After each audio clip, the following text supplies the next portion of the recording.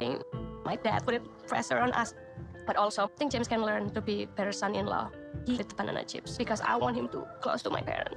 When I came into the state, I didn't speak any of your language. I learned because I want to. I mean, listen, first and foremost, to say that James could be a better flipping son-in-law, that is a wild statement to make.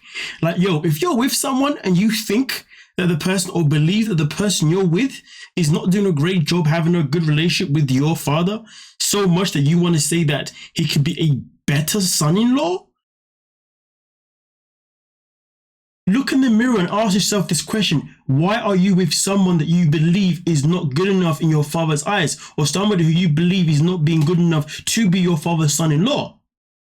I mean, listen, granted, generally speaking, we don't have a responsibility to ever be a great son-in-law or a daughter-in-law, to be honest, to the other person's parents personally, because at the end of the day, we are with them, not with their family. And trust me when I tell you, sometimes when people marry someone because of the family, yeah, that can be a bit of a sticky one, but hey, depends on how you want to look at it and the situation itself in particular. But either way though, for her to say such a wild statement is absolutely nuts because you're choosing to be with him. But nonetheless though, let's rewind it back a little bit and then let's proceed. In the state, I didn't speak any of your language. I learned because I want to. Be a little harder, like sometimes without me there, to teach you, to translate for you all the time. Why does she feel the need to have such passion behind herself when she's talking to James?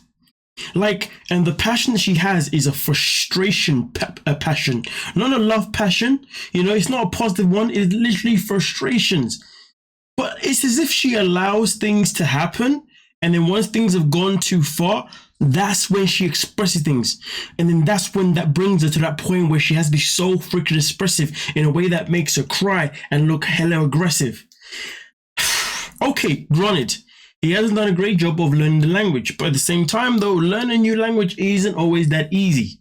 Okay, and what, he's been there for a space of 3 months? I can't expect him to learn it overnight. Now don't get me wrong, he was supposed to learn it, but back when they were in the States, because he did tell the family that he was going to learn the language, but he never took the time to do it when he was in the States. That could have been probably because he was too busy trying to make sure that he was making money for himself and for her. But at the same time though, if you do make a promise, you definitely got to find that time, even if it's just an hour per day, 30 minutes per day to try and learn the language. Don't know if that would be enough. You definitely got to put in the effort. So I can understand her being annoyed with him for never actually ever putting in the effort to learn the language, because his efforts have always been all swift. But respectfully, his efforts have been in places where that do matter. And those are the efforts of the fact that he wants to make sure that he is a good man of the house, not just some, let's just say he's not like Brandon, if you know what I mean. Brandon and Mary, that's what I'm talking about. So I do give James credit for at least doing the right thing in terms of trying to provide. And it is sad that she's unable to see this stuff, but at the same time, now they are where they are. Learning the language is very, very crucial, especially given the fact that he's unable to get any jobs because he doesn't speak the language, which therefore means he is making things harder for himself, which also means that before they even planned on moving back, they should have focused on him learn the language on at least the last few months of them being in the States. So at least he could have gone there with a grasp of being able to learn the language, to be able to speak a language, and therefore he could have been able to work pretty much as soon as he was able to.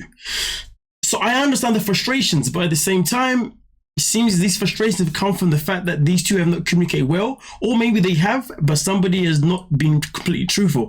And to be fair, when it comes to being completely truthful, James is definitely the kind of person that loves to withhold information.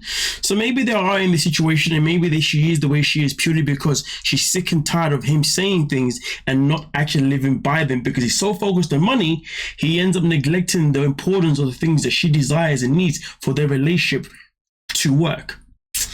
Because sometimes I wonder to myself, why is this person behaving this way? And I think, to be honest, it's because of him. There's things that he said that he has not lived up to, and that's why she's getting here.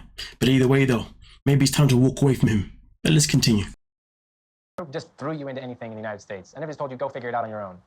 The United States came here, all for her. I've been learning as much Indonesian as I can, trying to make this all work. Buddy with your dad all I want. I can try to help him with banana chips, but is that helping us make money? No. Is that helping take care of you? No. Real thing that I have to deal with, because at the end of the day, every man in our family is going to look at me as the failure. And this is the thing, James is always talking about, providing, which tells me that he only has his eyes set on providing, but never has his eyes on the other little things that also matter in a relationship that actually make the relationship work.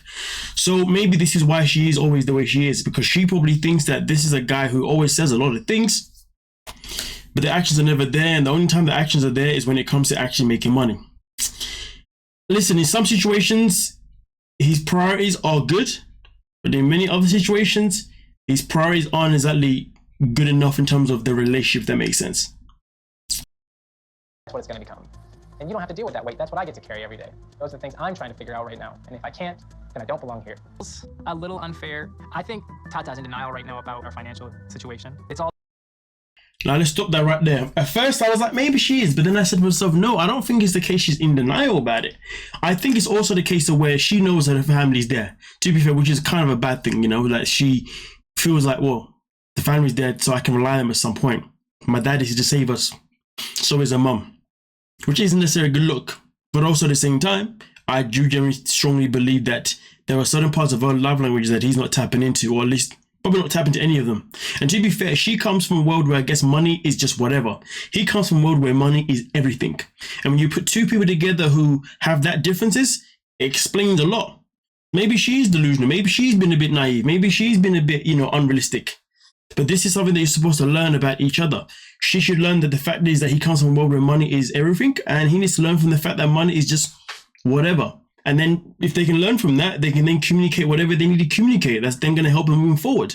Because going back and forth like this, to think that she wants to have a child with him in the future, she's lucky that he doesn't want to have a kid anytime soon, to be honest. Because boy, if they added a child into this situation right now, that would not be good at all. And the pressures will fall on the parents even more as well.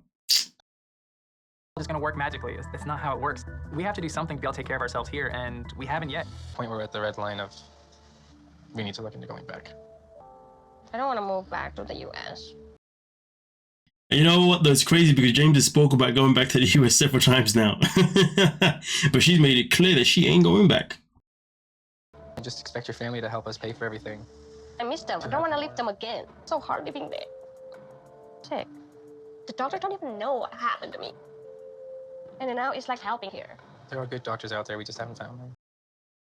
To be fair, I will say this though, regarding the whole doctor situation, I know when I first came to the UK back when I was like 6, my teeth for some weird reason started rotting. Like they came here and they were all white. All of a sudden, this tooth here just started getting darker and darker. And then it got dark and then it chipped off. We've gone to the doctor, to the dentist now. We've asked them, hey, what's going on here? They tried telling my mum it's because of the water that I was drinking. Apparently the water in the UK was not good for me. It was some gibberish. So, you know, we're left in a position where we're like, we don't know what the hell. So I've had to grow up pretty much my whole primary school years with a dark, half-broken tooth. It wasn't until I came to secondary school, which then at that point I would have been 12, going into 13, I think it was. Or it's 11, I think it's 11 going to 12, either way. And then from that moment in time, that's when I had to wait for the tooth. I think at that point the tooth then fell out, and then at that point obviously new one started growing in. But by the time the new one started growing, it grew crooked as hell. Crooked as hell. So I had a couple of them looking a bit. So therefore I ended up spending my whole secondary school life with braces. To be fair, I do miss my braces. I actually did like them, to be fair. I had them my whole school years, from year 7 all the way to year 11. Can you imagine? 5 years. Yeah. Yeah. Sorry, just, you know. I did enjoy them, to be fair. I remember them being taken off. It felt weird. Getting the retainers in. Oh my goodness gracious me. I hate those retainers. Definitely didn't wear them enough. I'm gonna lie to you. Kind of lucky my teeth are still here right now. Nonetheless, though, my point being is I understand the frustrations around the fact that she was in the States, and regardless of how many doctors they went to, none of them had a clue about what the hell was going on with her. And to be fair, I do believe that's the thing. Sometimes in some countries, some doctors are just not educated on certain things that other doctors are educated on in other countries, because the things that we go through with our health aren't exactly always the same in each country. You go to a certain country, everyone goes through the same type of health issues. You go to another country, people go through something completely different that doesn't happen in that country, but all those people go through all the same stuff. And therefore, those doctors know how to find the issue with those things, while those ones don't know. And that's not to say that these doctors are bad or these are better. It just means you're just being educated on where you're from. It's that simple. But then there are other doctors out there that go above and beyond, and after they graduate, they go off and they actually educate themselves even more by doing deeper researches, and then they find about this, find about that, and then those same people become scientists. They don't, but you get what I'm saying. So to be fair, I am with her on that one, not wanting to go back because she does not think that the doctors will be able to look after her, and that is fine. But also, let's be real. The main reason why she wants to stay there in Indonesia is purely because she wants to be with her family. That would obviously be the primary reason, you know what I'm saying? But yeah. You were mostly working. It's like when you're working, I like to just stay at home. Maybe you go back, I stay here. I mean, listen, that's another thing. She also makes it abundantly clear that, you know, you was always working. I never saw you anyway. Here, I'm actually seeing you. We're arguing, but I'm actually seeing you. You know, you're so focused on work. What the hell? And therefore, she also probably believes that even if we go back, I probably won't see you again. So if you want to go back, you go back. I'll stay here because what difference is it going to make? I'm still not going to see you regardless. Well, that's just my take on it anyway regarding them this week. But hey, I guess we shall wait and see. Now, I will say though, on social media, they do look happy on social media than they do on here. But then again, anybody in social media can make themselves look however they want to look. The same way TLC can make you look however you want to look. So it is what it is. But nonetheless though, let me know your thoughts on this matter itself in particular. My point for this week's video on this one is I generally believe that she's got to a point where she's just getting more and more broken by the fact that he's always saying a lot of things, but never really stays true to him. And we also know that James has admitted that he has a habit of withholding information from time to time. Anyway, don't forget to like, subscribe, and of course, peace.